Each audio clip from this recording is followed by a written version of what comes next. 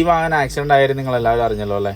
അപ്പം ആക്സിഡൻറ്റിന് ഉണ്ടായിരുന്ന ഒരു ചെറിയ പ്രശ്നം എന്ന് ഞാൻ വിചാരിച്ചുകൊണ്ടിരുന്നൊരു കാര്യം എന്ന് വെച്ചാൽ പുറത്തുനിന്ന് ഇൻഷുറൻസ് എടുത്തു എന്നുള്ളതാണ്.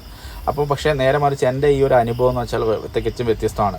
ഒരു തവണ ഇൻഷുറൻസ് ഓഫീസിലേക്ക് എസ്റ്റിമേറ്റുമായി നേരിട്ട് പോകണമെന്ന് ഉള്ള ഒരു നിബന്ധന ഒഴികെ ബാക്കി എല്ലാ കാര്യങ്ങളും ഷോറൂമിൽ നിന്ന് എടുക്കുന്നതും പുറത്തുനിന്ന് വേറെ എടുക്കുന്നതുമായി തമ്മിൽ വലിയ വ്യത്യാസമൊന്നുമില്ല. പക്ഷേ ഞാൻ ഷോറൂമിൽ നിന്ന് എടുക്കുന്ന സമയത്ത് ഏകദേശം ഒരു 38,000 രൂപയോളം പറഞ്ഞിരുന്ന ഇൻഷുറൻസ് എനിക്ക് ഏകദേശം പുറത്തുനിന്ന് ഏകദേശം 18,000 രൂപ റേഞ്ചിലാണ് കിട്ടിയത്. അവിടെ തന്നെ ഏകദേശം എനിക്ക് 20,000 രൂപയുടെ ലാഭം ഉണ്ടായി. ആകെ എനിക്കതിൽ ബുദ്ധിമുട്ട് നേരിട്ടൊരു കാര്യം എന്താണെന്ന് വെച്ചാൽ വണ്ടി ആക്സിഡൻ്റായി ഞാൻ ഷോറൂമിൽ കൊണ്ടുപോയി വണ്ടി വെച്ച ശേഷം അവിടുന്ന് എസ്റ്റിമേറ്റ് ഇട്ട് തന്നു. ഈ എസ്റ്റിമേറ്റും എൻ്റെ ബാങ്ക് ഡീറ്റെയിൽസുമായി ഞാൻ ന്യൂ ഇന്ത്യ ഇൻഷുറൻസിൻ്റെ കാഞ്ഞങ്ങാട് ഓഫീസിൽ കൊണ്ടുപോയി നേരിട്ട് അപേക്ഷ കൊടുക്കേണ്ടി വന്നു എന്നുള്ളൊരു ഡിഫറൻസ് മാത്രം. അത് ഷോറൂം ഇൻഷുറൻസ് ആയിരുന്നെങ്കിൽ ഷോറൂമിൽ നിന്ന് കൊടുത്താൽ മതി എന്നുള്ളത് മാത്രം. പക്ഷേ എനിക്കുള്ള ലാഭം എത്രയാ? 20,000 രൂപ. നോട്ട് ചെയ്തോളൂ. പിന്നെയുള്ള കാര്യം എന്ന് വെച്ചാൽ വർക്കും കാര്യങ്ങളൊക്കെ ഷോറൂമിൽ നിന്ന് തകൃതിയായി നടന്നു.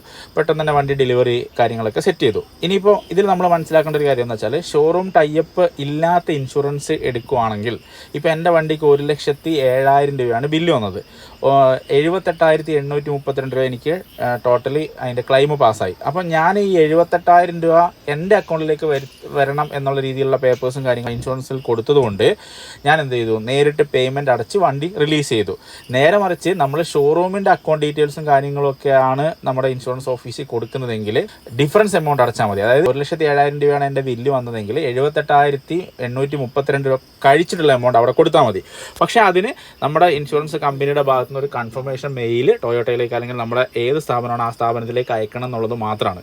അപ്പം ഞാനും ഇതുവരെ ചിന്തിച്ചുകൊണ്ടിരുന്നത് ഷോറൂമിൽ നിന്ന് ഇൻഷുറൻസ് എടുത്ത് അതായിരിക്കും ബെറ്റർ കൺസെപ്റ്റിൽ തന്നെയായിരുന്നു. പക്ഷേ നമ്മൾ ഇങ്ങനെ ഒരു ചെറിയ മെനക്കേടിന് തയ്യാറാണെങ്കിൽ ഏകദേശം 10,000-20,000 രൂപ നമുക്ക് സേവ് ചെയ്യാൻ പറ്റും. എല്ലാ ഇൻഷുറൻസ് കമ്പനിയും ഷോറൂം ടൈപ്പുമായി ബന്ധപ്പെട്ട് നോക്കുമ്പോൾ നമുക്ക് എപ്പോഴും ഇത്തരത്തിലുള്ള ഒരു വലിയ ഡിഫറൻസ് ഉണ്ടാവാറുണ്ട്. എൻ്റെ അനുഭവത്തിൽ ഒരുപാടുണ്ട്.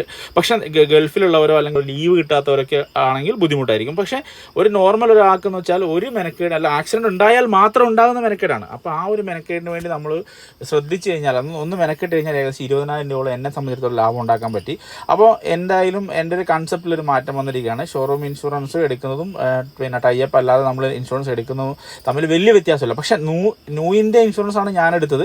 എൻ്റെ ന്യൂ ഇന്ത്യയിൽ ഞാൻ ഫുള്ളി സാറ്റിസ്ഫൈഡ് ആണ്. പേയ്മെൻറ്റ് വന്നത് നമ്മൾ ബില്ല് കൊടുത്തതിന് നെക്സ്റ്റ് ഡേ തന്നെ പേയ്മെൻറ്റ് എനിക്ക് ട്രാൻസ്ഫർ ചെയ്യുകയും ചെയ്തു. അപ്പോൾ ആ രീതിയിൽ ഫുള്ളി ഞാൻ സാറ്റിസ്ഫൈഡ് ആണ്.